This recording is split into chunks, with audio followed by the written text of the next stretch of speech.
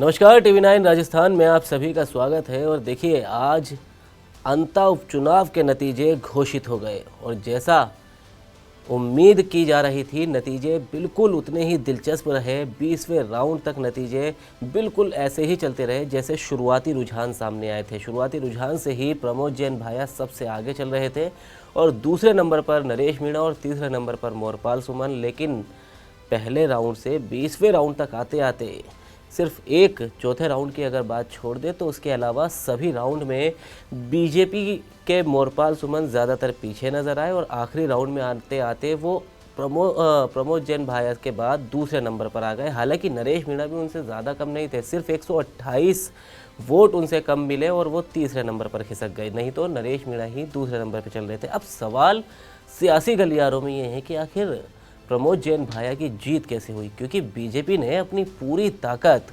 अंता में लगा रखी थी। पूर्व मुख्यमंत्री वसुंधरा राजे, मुख्यमंत्री भजनलाल शर्मा, सब लोग वहां पर डटे हुए थे। एक रथ पर सवार होकर प्रचार किया था।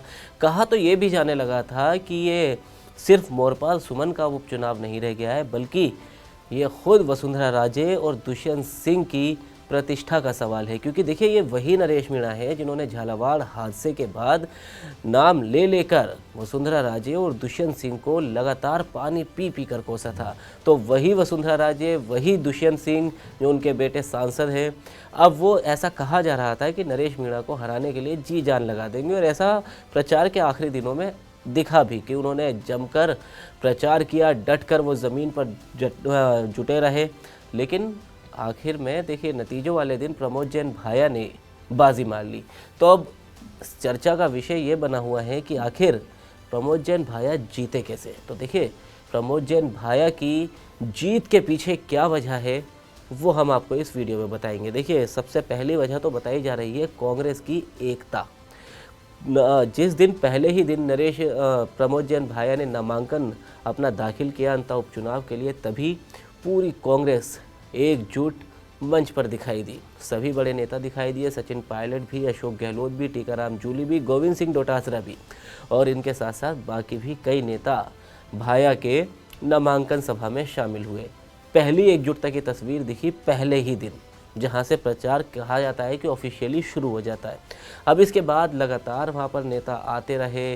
टीकाराम जूली ने घर घर जाकर, कहा जा रहा है कि प्रचार किया, वहाँ के लोगों से हमने बातचीत की तो सब ने ये बताया कि टीकाराम जूली ने भी घर घर जाके प्रचार किया। कई नेताओं को वहाँ पर लगाया गया। अशोक चांदना को वहाँ की जिम्मेदारी दी गई। अशोक चांदना ने भी अपनी जिम्मेदारी जमकर निभाई वहाँ पर। अब इसके बाद सचिन पायलट की एंट्री होती है। प्रचार खत्म होने से कुछ दिन पहले सचिन पायलट आते, 4 से 5 दिन पहले, और सचिन पायलट के लिए जनसभा में इतनी भीड़ इकट्ठी होती है जैसे कि हमेशा ही सचिन पायलट के लिए लोग आते। और उस इलाके में भी, जो वसुंधरा राजे का इलाका कहा जाता है, वहाँ भी इतनी ज़्यादा भीड़ इकट्ठी हुई कि उसके बाद माहौल भाया के पक्ष में बन गया। और इसके बाद ही बीजेपी भी पूरी तरह एक्टिव हो गई और अगले ही दिन वसुंधरा राजे और सीएम भजनलाल शर्मा ने एक रथ पर सवार होकर मोरपाल सुमन के लिए प्रचार किया। लेकिन शायद वो बीजेपी का प्रचार और बीजेपी की ताकत अंता उपचुनाव में तो काम नहीं आई, क्योंकि यहाँ भाया के लिए सचिन पायलट ने जो टॉनिक यहाँ देकर गए वो काम आ गया। और इसके बाद आखिरी दिन अशोक गहलोत ने भी कोई कमी नहीं छोड़ी। अशोक गहलोत भी, क्योंकि बिहार के चुनाव में वो काफ़ी व्यस्त थे, तो उनको वहाँ की जिम्मेदारी दी गई थी, जिसके बाद वो यहाँ भी उन्होंने आकर अपने आखिरी दिन पहले कोटा आए, कोटा से अंता आकर उन्होंने प्रचार किया और भाया का साथ दिया। प्रहलाद गुंजल और सभी नेता, जिन प्रहलाद गुंजल के लिए नरेश मीणा ये कह रहे थे कि प्रहलाद गुंजल को इन्हीं भाया ने हराया है, लेकिन वही प्रहलाद गुंजल यहाँ पर ज़मीनी स्तर पर काम करते हुए दिखाई दिए। उन्होंने, बल्कि कि नरेश मीणा ने उनका फ़ोटो भी अपने प्रचार में अगर इस्तेमाल किया, उनके समर्थकों ने लगाया, तो उस पर भी उन्होंने स्पष्टता दी और बिल्कुल सख्ती से मना किया कि मेरा फ़ोटो इस्तेमाल ना करें। प्रमोद जैन भाया चुनाव नहीं लड़ रहा, मैं यहाँ से चुनाव लड़ रहा हूँ, कांग्रेस का हर कार्यकर्ता यहाँ से चुनाव लड़ रहा है। तो देखिए, जो प्रहलाद गुंजल उनके साथ कभी रहा करते थे, पर प्रहलाद गुंजल ने उनसे साफ कहा था कि देखो, पार्टी लाइन से आगे मत जाओ और मैं पार्टी का एक सच्चा सैनिक हूँ और मुझे पार्टी की लाइन फॉलो करनी पड़ेगी। तो लेकिन उसके बाद उन्होंने काम भी किया और वो सब चीज़ें आज के दिन नतीजों में दिखाई भी दी। और कहा जा रहा है कि यही सब जड़ी बूटियाँ आज मिक्स हुई, जिसका नतीजा प्रमोद जैन भाया की जीत के रूप में दिखाई दिया। हालांकि इसके बाद नरेश मीणा का भी बयान सामने आया जब उनसे एक इंडिविजुअल यूट्यूबर ने सवाल किया कि क्या कहेंगे, क्या आपको कैसा लग रहा है, तो उन्होंने यही कहा कि भ्रष्टाचार हार गया, प्रमोद जैन और ईमानदारी हार गई और भ्रष्टाचार जीत गया, माफ़ कीजिएगा। लेकिन एक चीज़ यहाँ पर और गौर करने वाली, और वो गौर करने वाली बात यहाँ पर यह है कि देखिए नरेश मीणा ने जमकर आरोप लगाए प्रमोद जैन भाया पर, उर्मिला जैन भाया जिनको भाभी भाभी कहकर उन पर आरोप भी लगाए।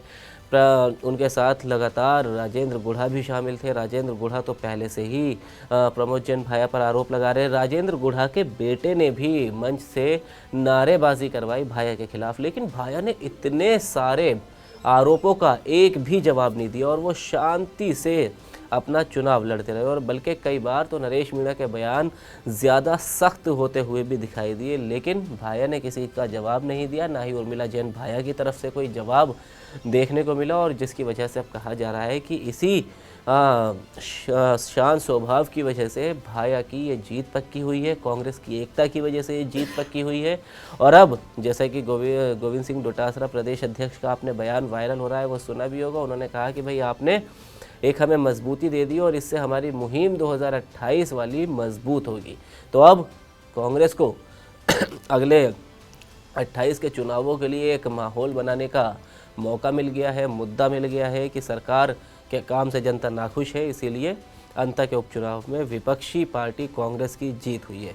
तो देखिए इसीलिए कहा जा रहा है कि यही वजह है जिन वजहों से प्रमोद जैन भाया अंता का उपचुनाव जीत पाए। हालांकि प्रमोद जैन भाया खुद में एक बड़े नेता है और अंता के अंता को वो बहुत अच्छे से समझते हैं। और जब उपचुनाव की घोषणा के बाद कांग्रेस की तरफ से भाया के नाम का ऐलान भी किया गया था, तब भी यही बात कही जा रही थी कि देखिए सबसे मजबूत अगर कोई कैंडिडेट है अंता उपचुनाव में तो वो प्रमोद जैन भाया है, क्योंकि प्रमोद जैन भाया वहाँ से पहले भी चुनाव लड़ चुके हैं और वो बहुत अच्छे से लड़ना चुनाव जानते हैं, विधानसभा चुनाव कैसे लड़ा जाता है और उस इलाके को वो समझते हैं। तो वही सब चीज़ें आज काम आई और प्रमोद जैन भाया चुनाव जीत गए। और आपको भी क्या क्या वजह लगती है कि किस वजह से प्रमोद जैन भाया जीते, नरेश मीणा और बीजेपी हारी? आप भी उन वजहों को कॉमेंट सेक्शन में ज़रूर कॉमेंट करें और अपनी राय दें। बाकी आज की इस वीडियो में इतना ही। एक बार फिर आपके सामने हाजिर होंगे। शुक्रिया।